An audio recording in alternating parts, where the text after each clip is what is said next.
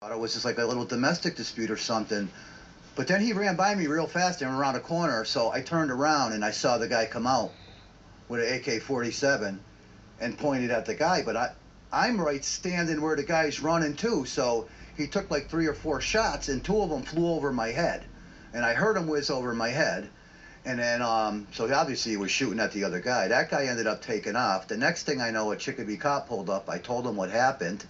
So he pulled up to the house, but the trooper had already gotten there.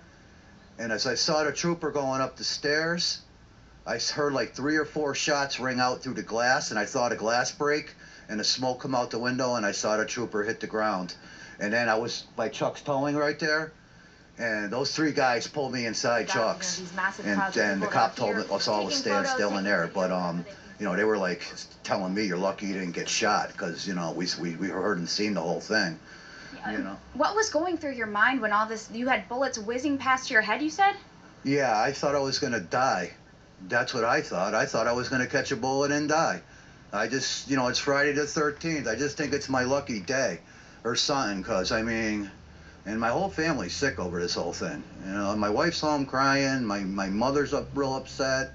You know, everybody's calling me saying, "Joe, are you all right?" You know. It's crazy. I moved here, nice quiet neighborhood. Nothing ever happens around here. It's so peaceful around here. That's how we moved here. And then this happens. And it, like I said, if I was 30 seconds walking, I would have caught a bullet for sure. That's my feeling. And so you said you heard them saying something. What were you hearing? What, get away from me, get away from me? That's what the guy was yelling to the guy in the house. Get away from me, get away from me. And I could see he had his car key in his hand. And then he really started running to his car. And that's when the guy started shooting at him. And I'm just walking down the street. I saw him shooting, and that was coming right at me. So I ran to Chuck's. You know, it was like a half a block away. I ran into Chuck's and in there. And the next thing I know, I see the trooper go down, and then cops everywhere. And it was like Iraq.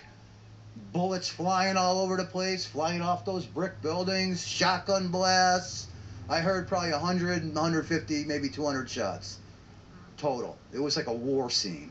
And there were other things that were going on at the time. I mean, it was early morning, and people were going off to school. Everyone I've talked to, filling I guess gas. Their car window maybe got shot out, some girl I was talking to, and I guess they shot up the gas station maybe. I heard he was shooting at the pumps, trying to blow up the pumps. I mean... Really a scary sight to see this morning, I'm sure, at 8 a.m. on a Friday morning. I don't wish death upon anybody, but I'm glad it ended it the way it did. Right. You know, because, I mean, had an 8-year-old hostage, you know, and lucky he got out of there. We seen him drive right by me here. The kid was in his underwear and, you know, no shirt.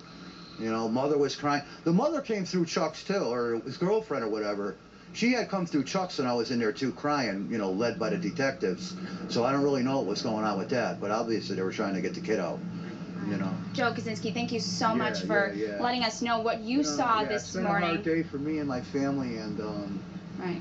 You know, I'm just going to go home and get some rest, I guess, and try and calm down. Get some sleep, and I'm sure it's going to be difficult to calm down. Yeah, And we're waiting right now for a police briefing, a media briefing that's going to be going on in Hampden and Center Street.